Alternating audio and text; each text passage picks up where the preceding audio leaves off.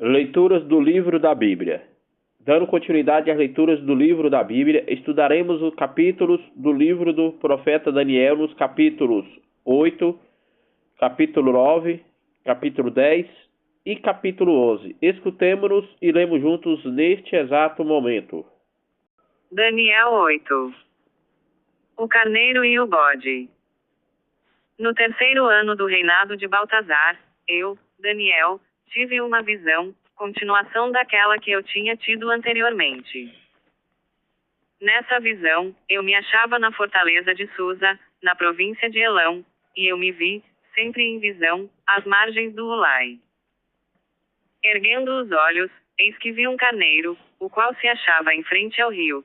Tinha 2 chifres, 2 longos chifres, um dos quais era mais alto do que o outro. Esse chifre mais alto apareceu por último. Vi o carneiro dar chifradas em direção do oeste, do norte e do sul. Nenhum animal resistia diante dele, e ninguém conseguia escapar de seu poder. Fazia o que queria, e crescia. Enquanto observava com atenção, eis que um bode robusto veio do ocidente e percorreu a terra inteira sem tocar o solo. Foi até o carneiro de 2 chifres, que eu tinha visto em frente ao rio, e avançou contra ele num excesso de fúria. Eu o vi aproximar-se do carneiro e atirando-se com fúria sobre ele, espancá-lo e quebrar-lhe os 2 chifres, sem que o carneiro tivesse força para sustentar o assalto.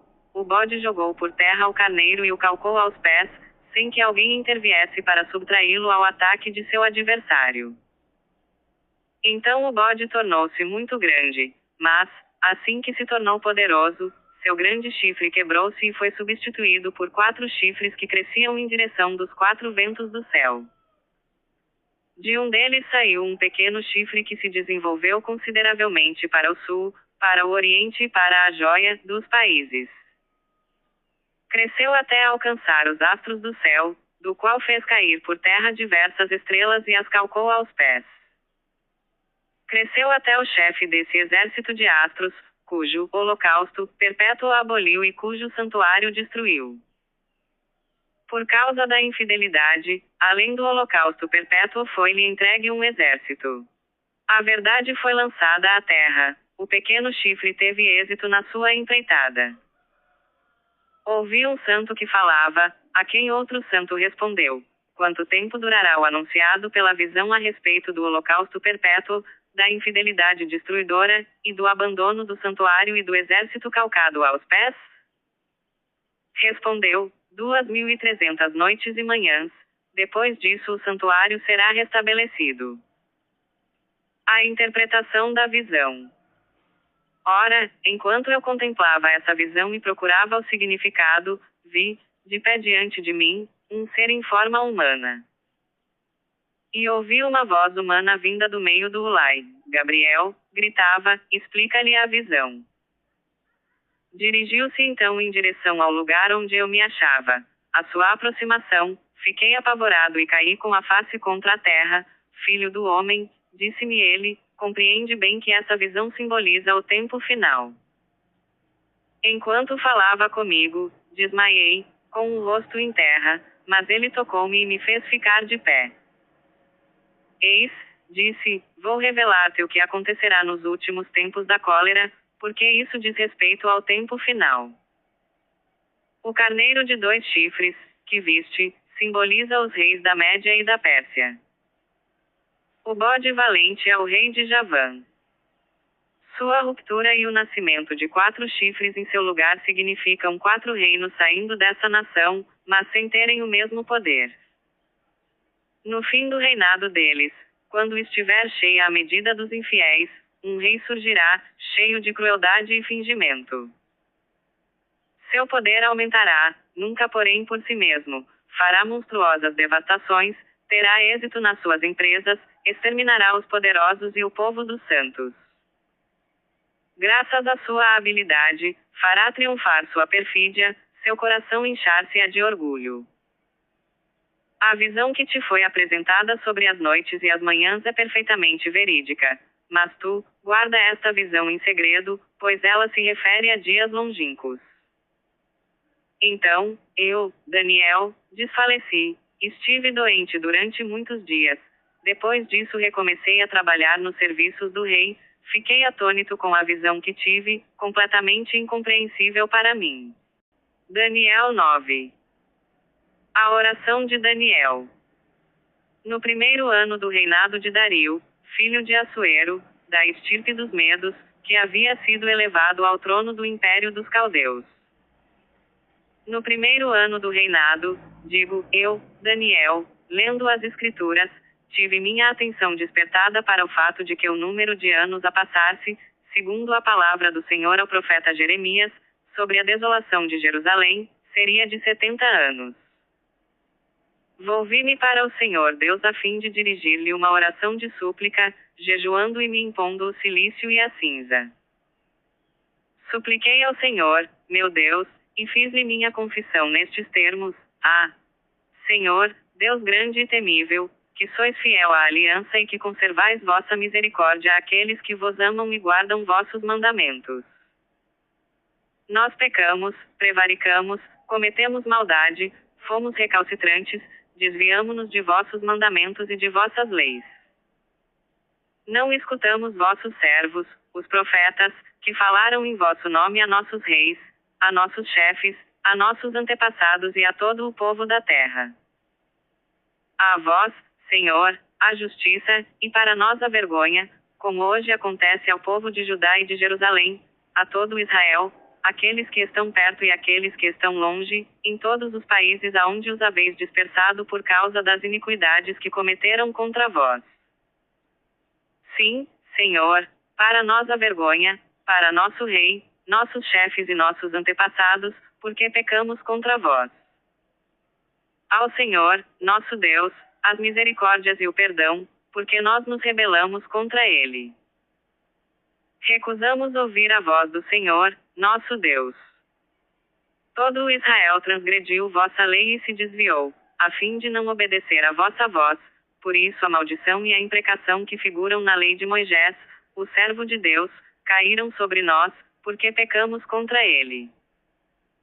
Pôs em execução as ameaças proferidas contra nós e contra nossos governantes, descarregou sobre nós tais calamidades, como jamais sob o céu aconteceu, coisa semelhante àquela que fulminou Jerusalém. Foi de acordo com a lei de Moisés que nos sucederam essas desgraças, e nós nunca procuramos abrandar o Senhor, nosso Deus, renunciando às nossas iniquidades e dando atenção à vossa verdade. O Senhor não se descuidou do castigo, e o descarregou sobre nós, porque o Senhor, nosso Deus, é justo em tudo o que faz, mas nós não escutamos a sua voz. Mas agora, Senhor, nosso Deus, que tirastes vosso povo do Egito por um desígnio de vosso poder, e do qual vós fizestes uma glória que perdura ainda hoje, nós pecamos, nós prevaricamos. Senhor, dignai-vos, pela vossa misericórdia, afastar de vossa cidade santa, Jerusalém, vossa cólera e vossa exasperação, porque é devido às nossas iniquidades e aos pecados de nossos antepassados que Jerusalém e vosso povo são alvo dos insultos de todos os nossos vizinhos. Ouvi, pois, Senhor, a prece suplicante de vosso servo, por amor a vós mesmo, Senhor, fazei irradiar vossa face sobre vosso santuário deserto. Ó meu Deus, ficai atento para ouvir-nos. Senhor, escutai. Senhor, perdoai. Senhor, ficai atento. Agi, por vosso próprio amor, ó meu Deus, não demoreis, pois vosso nome foi dado à vossa cidade e a vosso povo. Há 70 semanas. Eu falava ainda, pedindo, confessando meu pecado e o de meu povo de Israel, depositando aos pés do Senhor, meu Deus, minha súplica pelo seu monte santo. Não havia terminado essa prece, quando se aproximou de mim, num relance, era a hora da oblação da noite, Gabriel, o ser que eu havia visto antes em visão. Deu-me, para meu conhecimento, as seguintes explicações: Daniel, vim aqui agora para te informar. Apenas havias iniciado a tua oração e uma palavra foi pronunciada. 70 semanas foram fixadas a teu povo e a tua cidade santa para dar fim à prevaricação, selar os pecados e expiar a iniquidade, para instaurar uma justiça eterna, encerrar a visão e a profecia e ungir o Santo dos Santos. Sabe, pois, e compreende isto, desde a declaração do decreto sobre a restauração de Jerusalém até um chefe ungido, haverá 7 semanas.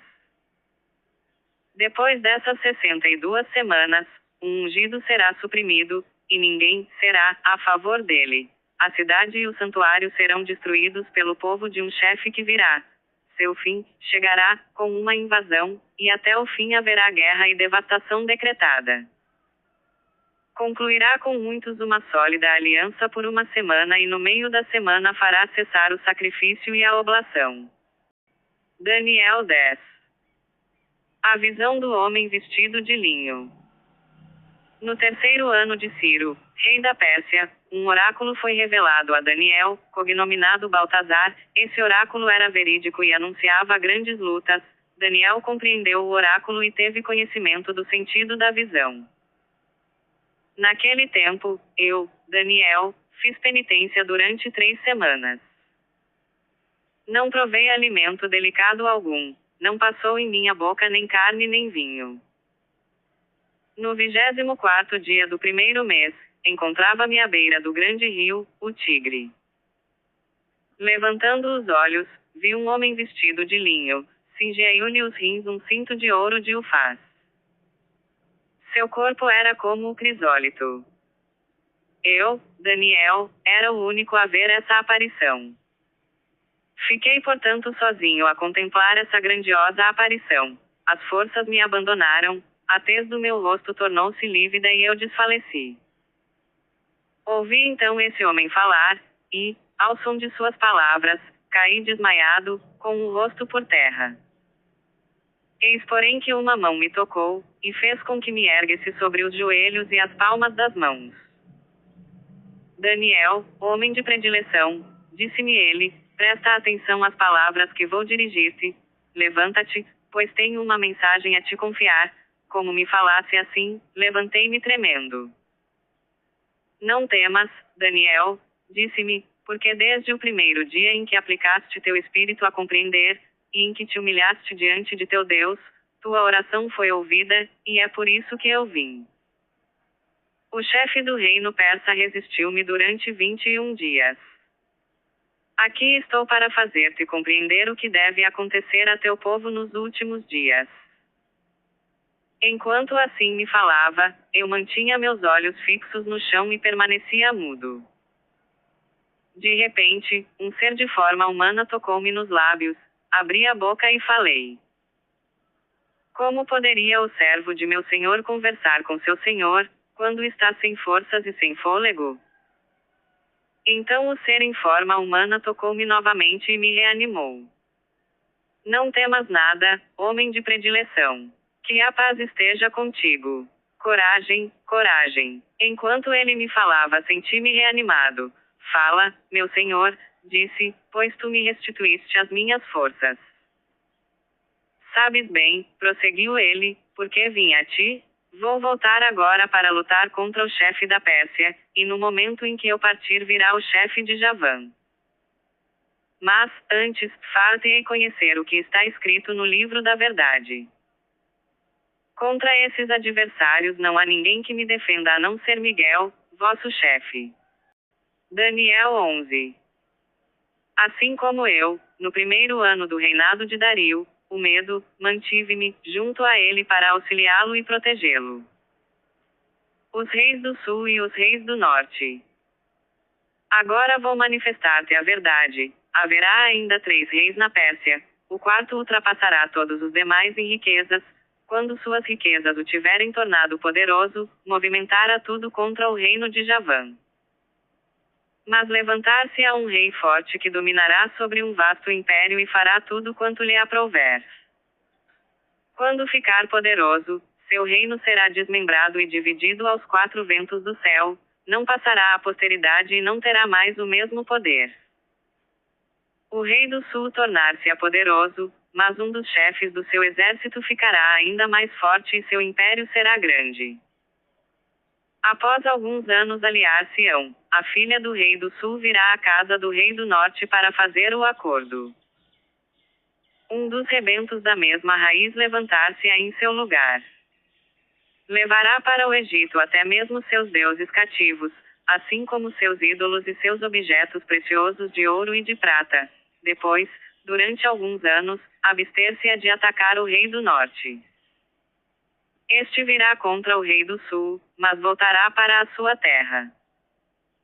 Mas seus filhos prepararão a guerra recrutando um exército numeroso, o qual, precipitando-se como uma torrente, invadirá e levará a batalha até a sua fortaleza.